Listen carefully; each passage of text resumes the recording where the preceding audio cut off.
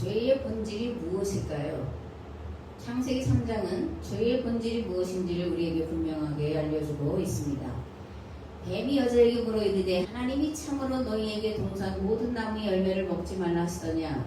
여자가 뱀에게 말하되 동산 나무의 열매를 우리가 먹을 수 있으나 동산 중앙에 있는 나무의 열매는 하나님의 말씀에 너희는 먹지도 말고 만지도 말라 너희가 죽을까 하노라 하셨느니라. 뱀이 여자에게 이르되 너희가 결코 죽지 아니하리라.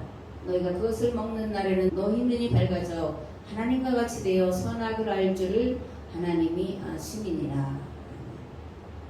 창세기에 의하면 죄의 본질은 첫째로 하나님과 같아지려는 마음이고 두 번째는 왜곡과 변질입니다.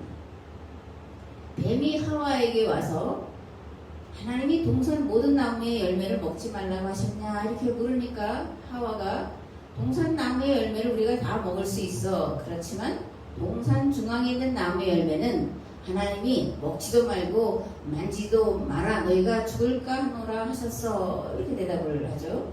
그러니까 뱀이 너희는 결코 죽지 않아. 너희가 그것을 먹으면 눈이 밝아져서 하나님과 같이 되어 선악을 알 줄 아시기 때문에 먹지 말라고 한 거야 라고 말합니다. 하나님은 반드시 선악과를 먹으면 죽는다 하셨는데 하와는 죽을까 하노라 라고 말하고 있고 뱀은 죽지 않는다 이렇게 변질시키고 거짓을 덧붙여 놓고 있는 것을 볼 수가 있습니다. 세 번째로 죄의 본질은 두려움이고 그리고 남을 탓하는 겁니다. 하나님이 아담을 부르시죠. 아담아 어디 있냐?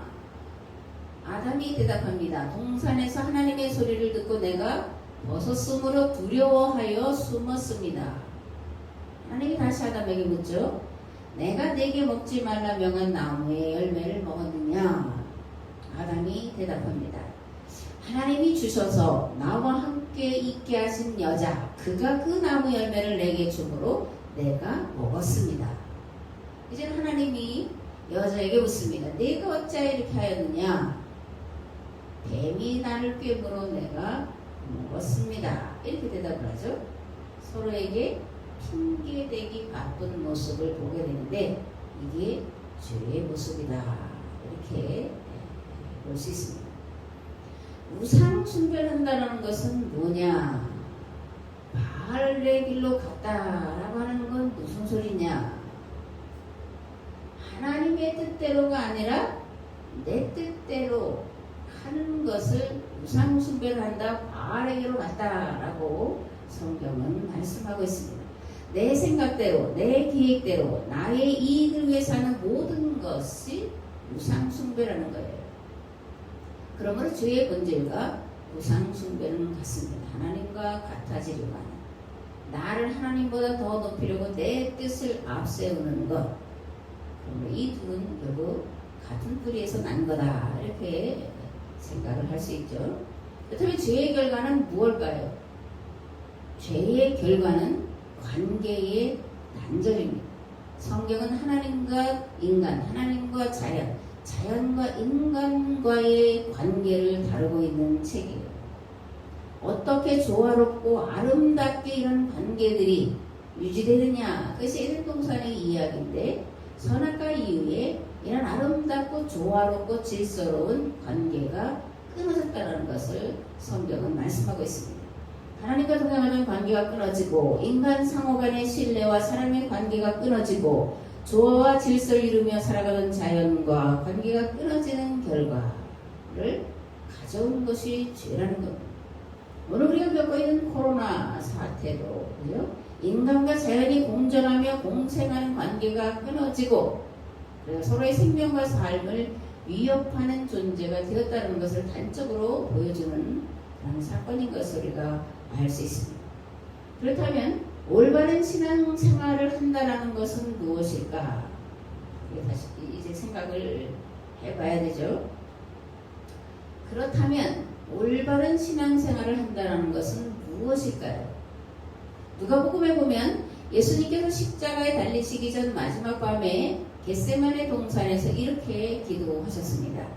아버지여, 만일 아버지의 뜻이거든 이 잔을 내게서 옮기시옵소서. 그러나 내 원대로 마옵시고 아버지의 원대로 되기를 원하나이다. 아멘. 올바른 신앙생활이란 말씀에서 본 것처럼 내 뜻이 아니라 아버지 하나님의 뜻을 이루어가는 것입니다. 왜 하나님의 뜻을 이루어가는 것이 올바른 신앙생활일까? 하나님의 뜻이 모든 인류가 자유와 평등과 정의가 실현된 나라를 이루어 공영하고 공존하는 것이기 때문에 그렇습니다. 예수님은 옛계약 공동체 이스라엘이 하나님과 맺은 계약법을 저버림으로 모든 인류를 구원할 길이 끊어지기 이르렀을 때에 사람으로 오셨고 마지막까지 계약이 깨어지지 않도록 하기 위해 애쓰고 힘쓰셨지만 완고한 유대인들의 거부와 배척으로 인해 마침내 그들과 맺은 계약이 파기되기에 이르렀고 그럴 때에 하나님은 자신의 몸으로 모든 인류와 모든 만물을 구원할 수 있는 새롭고 산 길을 열어놓으시기 위해 십자가에 죽으셨습니다. 아멘. 누가복음에 가면 예수님께서 제자들과 가지신 마지막 유월절 만찬 자리는 새로운 계약 체결 자리였다라는 것을 알 수 있습니다. 저녁 먹은 후에 잔도 그와 같이 하여 이르시되 이 잔은 내 피로 세우는 새 언약이니 곧 너희를 위하여 붓는 것이라. 우리의 죄를 대속하게 하기 위해서 이런 대속의 피라는 생각이 우리 속에 많이 있지만 누가복음에 의하면 새 언약을 위해서 붓는 피다 이렇게 이제 말씀을 하고 있는 것입니다. 일전에 어느 국회의원이 교육법에서 홍익인간 정신을 빼버리자 이렇게 말했다가 문매를 맞은 적이 있는데 대한민국 교육기본법 제2조 교육 이념은 이렇습니다. 교육은 홍익인간의 이념 아래 모든 국민으로 하여금 인격을 도야하고 자주적 생활 능력과 민주시민으로서 필요한 자질을 갖추게 함으로써 인간다운 삶을 영위하게 하고 민주국가의 발전과 인류 공영의 이상을 실현하는 데에 이바지하게 함을 목적으로 한다. 이렇게 되어 있습니다. 홍익인간 정신과 인류 공영 정신은 동일한 거예요. 그리고 홍익인간 정신과 인류 공영을 이루고자 하는 정신은 성경이 말하고 있는 바 이 땅의 모든 교회 공동체가 이루어 가야 할 하나님 나라와도 그 정신과 가치가 일맥상통하는 것을 볼 수 있습니다. 인간이 추구하는 최고의 가치가 무엇겠냐고 인간답게 살아가는 것, 평화롭게 공존하고 공영하고 번영하는 것, 자유, 정의, 평등, 평화가 실현되는 것, 그것이 인간이 추구하는 최고의 가치인데 우리 교육 이념에 홍익인간 정신을 다루고 있고 그리고 모든 인류가 인류 공영의 이상을 실현하는 데에 교육의 목적이 있다라고 이렇게 명시를 하고 있다는 겁니다. 출애굽기 4장 29절에서 5장 23절까지 말씀을 봉독하겠습니다. 모세와 아론이 가서 이스라엘 자손의 모든 장로를 모으고 아론이 여호와께서 모세에게 이르신 모든 말씀을 전하고 그 백성 앞에서 이적을 행하니 백성이 믿으며 여호와께서 이스라엘 자손을 찾으시고 그들의 고난을 살피셨다 함을 듣고 머리 숙여 경배하였더라. 그 후에 모세와 아론이 바로에게 가서 이르되 이스라엘의 하나님 여호와께서 이렇게 말씀하시기를 내 백성을 보내라. 그러면 그들이 광야에서 내 앞에 절기를 지킬 것이니라 하셨나이다. 바로가 이르되 여호와가 누구이기에 내가 그의 목소리를 듣고 이스라엘을 보내겠느냐. 나는 여호와를 알지 못하니 이스라엘을 보내지 아니하리라. 그들이 이르되 히브리인의 하나님 우리에게 나타나셨은즉 우리가 광야로 사흘길쯤 가서 우리 하나님 여호와께 제사를 드리려 하오니 가도록 허락하소서. 여호와께서 전염병이나 칼로 우리를 치실까 두려워하나이다. 애굽왕이 그들에게 이르되 모세와 아론아 너희가 어찌하여 백성의 노역을 쉬게 하려느냐. 가서 너희의 노역이나 하라. 바로가 또 이르되 이제 이 땅에 백성이 많아졌거늘 너희가 그들로 노역을 쉬게 하는도다 하고 바로가 그날의 백성의 감독들과 기록원들에게 명령하여 이르되 너희는 백성에게 다시는 벽돌에 쓸 집을 전과 같이 주지 말고 그들이 가서 스스로 집을 줍게 하라. 또 그들이 전에 만든 벽돌 수요대로 그들에게 만들게 하고 감하지 말라. 그들이 게으름으로 소리질러 이르기를 우리가 가서 우리 하나님께 제사를 드리지 않으니 그 사람들의 노동을 무겁게 함으로 수고롭게 하여 그들로 거짓말을 듣지 않게 하라. 백성의 감독들과 기록원들이 나가서 백성에게 말하기를 바로가 이렇게 말하기를 내가 너에게 짚을 주지 아니하리니 너희는 짚을 찾을 곳으로 가서 주우라. 그러나 너희 일은 조금도 감하지 아니하리라 하셨느니라. 백성이 애굽 온 땅에 흩어져 곡적으로 터기를 거두어다가 짚을 대신하니 감독들이 그들을 독촉하이르되 너희는 짚이 있을 때와 같이 그 나라의 일을 그 나라에 마치라 하며 바로의 감독들이 자기들이 세운 바 이스라엘 자손의 기록원들을 때리며 이르되 너희가 어찌하여 어제와 오늘에 만드는 벽돌의 수효를 전과 같이 채우지 아니하였느냐 하니라. 이스라엘 자손의 기록원들이 가서 바로에게 호소하여 이르되 왕은 어찌하여 당신의 종들에게 이같이 하시나이까.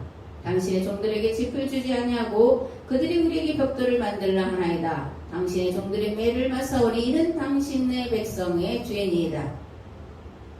바로가 이르되 너희가 게으르다 게으르다. 그러므로 너희가 이르기를 우리가 가서 여호와께 제사를 드리자 하는도다. 이제 가서 일하라. 짚은 너희에게 주지 않을지라도 벽돌은 너희가 수량대로 바칠지니라.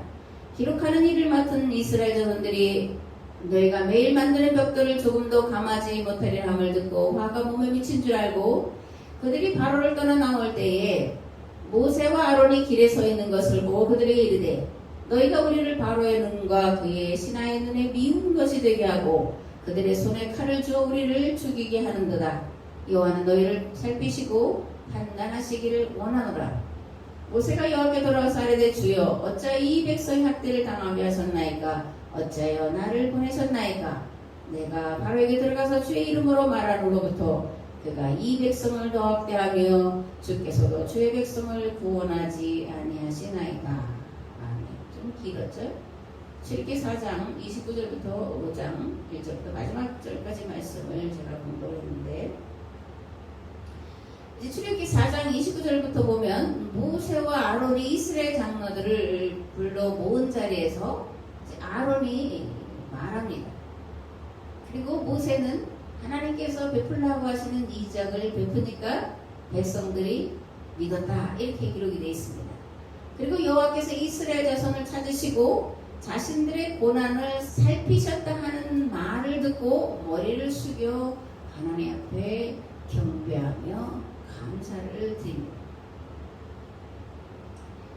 이들이 모세가 베푸는 이적을 보고 하나님이 자신들의 고난을 돌아보셨다 하는 것을 듣고 나서 어떤 마음이 들었겠어요? 기대에 부풀었겠죠, 그죠?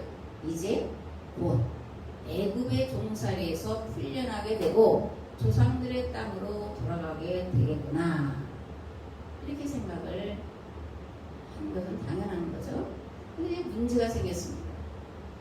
곧바로 애굽에서 나와서 가나안 땅으로 들어갈 줄 알고 기다리고 있었는데 상황은 전혀 정반대로 흘러갔다라는 거예요.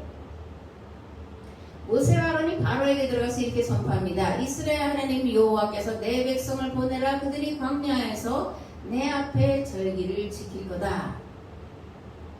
그러니까 바로가 이렇게 대답합니다. 여호와가 누구냐? 나는 여호와가 누구인지 모르고 나는 그를 믿지 않기 때문에 내가 그의 목소리를 들을 필요가 없고 그렇기 때문에 나는 이스라엘을 보내지 않을 거다. 그러자 모세와 아론이 재차 이렇게 말합니다. 히브리인의 하나님이 우리에게 나타나셨은즉 우리가 광야로 사흘길쯤 가서 우리 하나님 여호와께 제사를 드리려고 하니 가도록 허락하소서. 여호와께서 전염병이나 칼로 우리를 치실까 두렵습니다. 바로가 이렇게 대답합니다. 너희가 어찌하여 백성의 노역을 쉬게 하려느냐. 가서 너희의 노역이나 하라. 그런 다음에 그 벽돌 만드는 자를 감독하는 자들과 벽돌의 숫자를 기록하는 자들에게 다시는 벽돌을 만드는 데 필요한 짚을 주지 말고 그 짚을 스스로 주워다가 벽돌을 만드는데 이전에 만들던 숫자보다 적게 만들어서 안 된다. 똑같이 만들어내라. 이렇게 이제 명령합니다. 그러면서 너희가 참 게으르다. 너희가 게을러서 이제 우리가 여호와께 가서 제사를 드리자고 하는데 어림없는 소리 말아라. 가서 일이나 해라. 짚은 너에게 주지 않을 거다. 벽돌은 이전의 수량대로 바쳐라. 이렇게 하자 이스라엘 백성들이 이제 모세와 아론을 향해서 불평하기 시작합니다. 우리를 해방시켜줄 것처럼 하더니만 도대체 이게 무슨 일이냐? 우리들이 바로와 감독관들에게 미운 털이 박히게 만들었을 뿐만 아니라 칼로 죽게 만들어 놓았으니 어떻게 책임지겠냐? 주님께서 당신들에게 벌을 내리셨으면 좋겠다. 좀 전에는 하나님께서 모세 아론을 통해서 자기들을 애굽에서 이끌어내신 것처럼 기뻐하면서 하나님을 믿으면서 경배했는데 이제 상황이 자신들이 생각하는 것과 전혀 다르게 진행되니까 하나님이 당신들에게 벌을 내리셨으면 좋겠다. 너희들이 책임져라. 우리가 이렇게 어려움 당하는 건 너희들 책임이니 너희들이 책임져라. 이렇게 말을 하고 있습니다. 이 기대가 바뀌면 그죠? 원망과 불평이 되죠. 그러면 왜 하나님 모세 아론을 보내셔서 금방 일이 될 것처럼 기적을 베풀게 하고 하나님의 말씀을 전하게 하셔놓고는 왜 이 일이 그르치는 것처럼 보이도록 하셨을까? 이제 한번 생각을 해볼 필요가 있죠. 금방금방 일이 진행됐더라면 이스라엘 백성들이 이렇게 원망하고 불평하지 않았을 텐데 당연한 반응이다 그렇게 생각합니다. 인간들은 원하는 대로 안 됐을 때 기대가 무너졌을 때 불평하고 원망하고 원수를 왜 삼습니까? 위기는 기회와 함께 온다. 고난은 하나님의 초청장이다. 많이 들어본 말이죠. 그럼 이 위기는 기회와 함께 온다. 고난은 하나님의 초청장이다 라는 말 속에 들어있는 뜻은 무엇일까? 생각을 해봐야 됩니다. 파도 타기를 즐기는 사람들이 있어요. 윈도 서핑하는 사람들 보면 작은 파도가 오는 거는 그건 좋아하지 않습니다.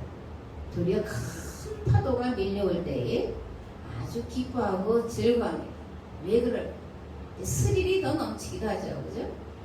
파도가 높이 칠 때 그 파도를 타고 올라갔다가 머리로 날아가는 그런 걸 보면서 이게 뭐라 그래요? 그 환희를 느끼고 굉장히 좋아하는데 그래서 작은 파도보다 큰 파도를 더 기다리고 기대를 하는 겁니다. 찬송이 이런 것이 있습니다. 큰 물결 일어나 나 쉬지 못하나 이 풍랑 인연하여서 더 빨리 갑니다. 우리는 내가 생각하고 기대하는 것과 정반대의 상황이 펼쳐질 때 불평하고 원망하기 쉽습니다. 남 탓을 하거나 부모 탓하기 쉽습니다.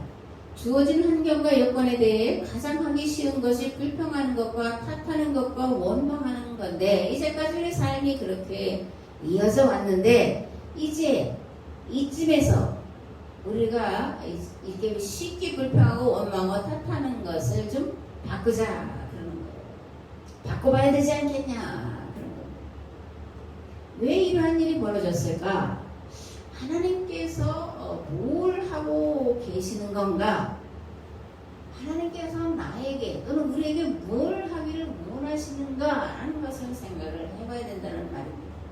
세상의 모든 일은 우연이 되는 것이 아니라 필연이다 우리는 이렇게 신앙 고백처럼 생각하고 말합니다. 모든 일이 필연이다라고 우리가 생각하고 믿는다면 그렇다면 일이 더욱 어렵게 되어가고 고통스럽게 되어가고 생각한 것과는 정반대의 상황으로 치달아갈 때 왜 일이 이런 방향으로 진행될까? 무슨 뜻일까를 생각해 봐야 되는 거죠. 하나님은 애매히 고난당하게 하시는 분이 아니신 줄 믿습니다. 고난당하는 데는 다 뜻이 있음을 믿으시기 바랍니다. 아멘.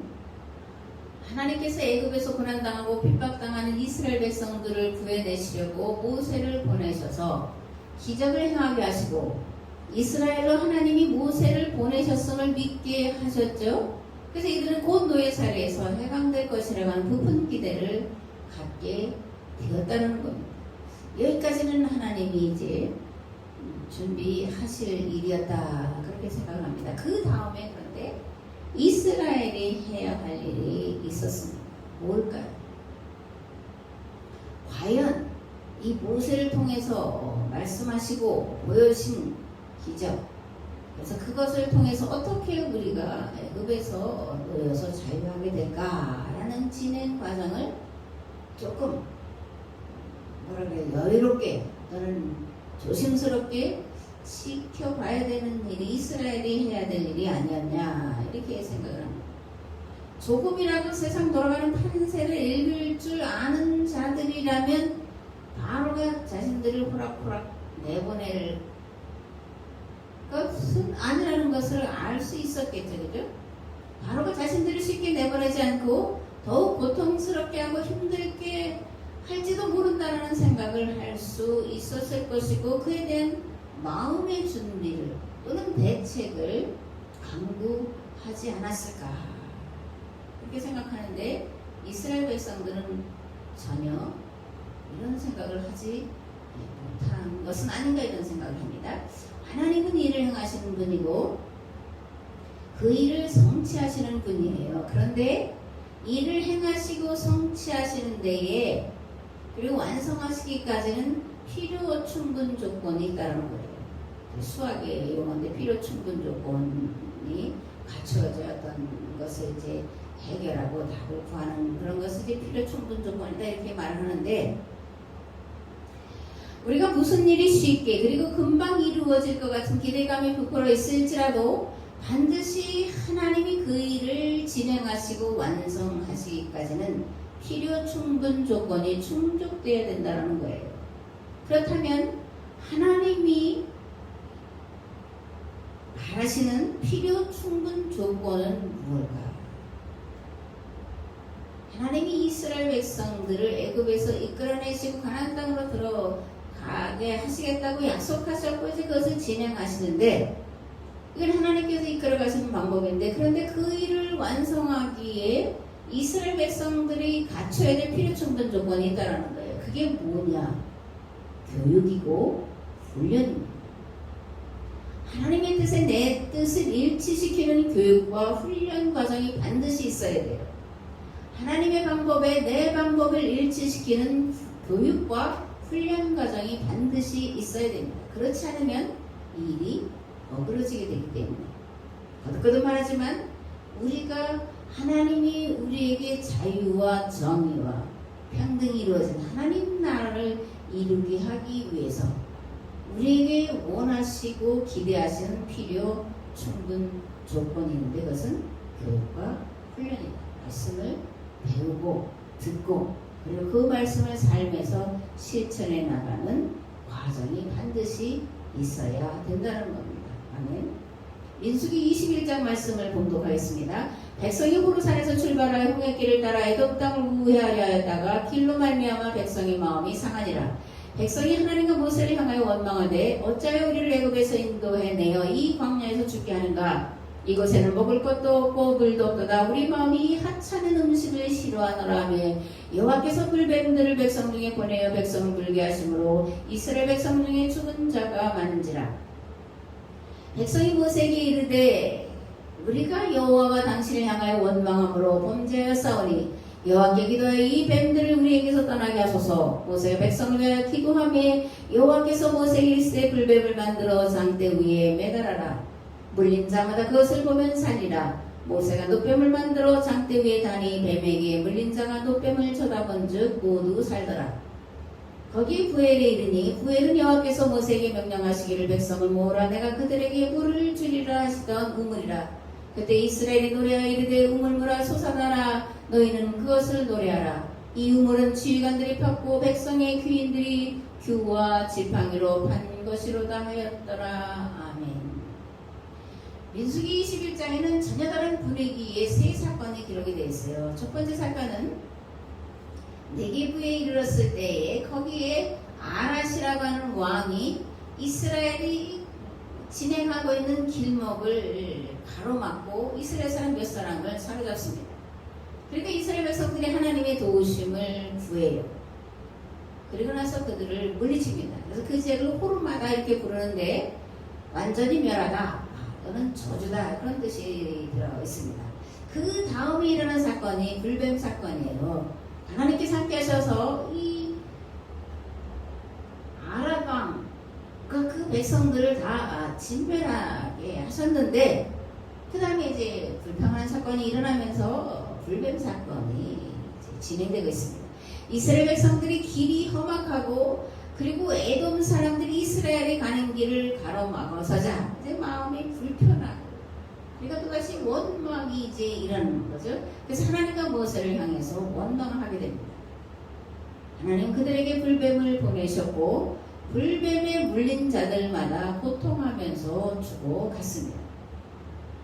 이런 모습을 보고 모세가 하나님 앞에 나아가 기도하죠. 하나님께서 모세의 기도를 들으시고 놋뱀을 만들어서 장대에 높이 달아라. 그 놋뱀을 바라보는 자마다 다 살 거다. 그 모세가 하나님 말씀대로 이제 백성들에게 전합니다. 뱀에 물린 자들마다 놋뱀을 바라보자 살게 됐습니다. 그런 다음에 세 번째 사건이 일어나는데 이제 부엘에 이르게 돼요. 부엘은 우물이다라는 뜻입니다. 부엘에 이르렀는데 분위기가 이제 180도 바뀐 것을 우리가 볼 수가 있어요. 예전 같았으면 불평하고 원망할 텐데 전혀 그러지 않고 있습니다. 내가 너희들에게 물을 주리라 그래서 갔는데 그러면 부엘에 그냥 물이 뭐 솟아났냐? 또는 거기 우물이 이미 파 있었냐? 그게 아니에요. 우물이 있었던 것이 아니고 물이 흘러 넘치지 않았어요. 우물을 파야 되는 상황이었다고요.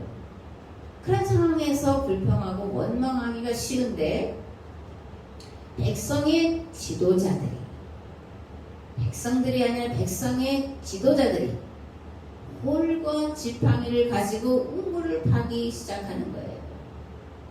불평하고 원망하고 백성들을 선동질해서 애국으로 돌아가서 이렇게 하던 자들이 자기들이 솔선수범해서 홀과 지팡이를 가지고 우물을 파기 시작합니다. 그리고 백성들이 노래하면서 그 일에 동참을 하게 돼요. 어떻게 이렇게 180도로 돌변할 수가 있었을까? 자신들의 민낯을 보았기 때문에 그렇습니다. 자신의 내면에 얼마나 악한 모습과 생각이 들어있는지를 이 놋뱀 사건을 통해서 이스라엘 백성들이 비로소 철저하게 또는 처절하게 돌아봤기 때문에 그렇습니다. 무엇보다 백성의 지도자들이 하나님과 모세를 반역하고 불평하며 원망하는 그런 자신들의 모습 속에서 하나님과 같아지려고 하는 하나님의 자리에 오르고자 하는 죄의 본성이 자리 잡고 있음을 분명하게 봤기 때문에 상황이 완전히 이제 바뀌는 거예요. 지도자들이 하나님의 자리에 올라가서 자기 마음대로 자기 계획대로 하고자 했던 것이 죄의 본질이고 용서받을 수 없는 죄라는 것을 철저하게 깨닫고 나서 비로소 악한 생각과 계획, 불평과 원망에서 돌이키자 마침내 기뻐하고 즐거워하며 하나님의 뜻과 인도자 모세의 뜻에 순종하게 된 겁니다. 놀라운 것은 이후에 다시는 하나님과 모세를 대적하지 않았다는 거예요. 이 변화된 자들이 여호수아의 인도에 따라서 가나안 땅에 들어가게 되었다는 것입니다. 아멘. 올바른 신앙생활의 출발점은 여호와를 나의 하나님으로 고백하는 데서부터 출발해요.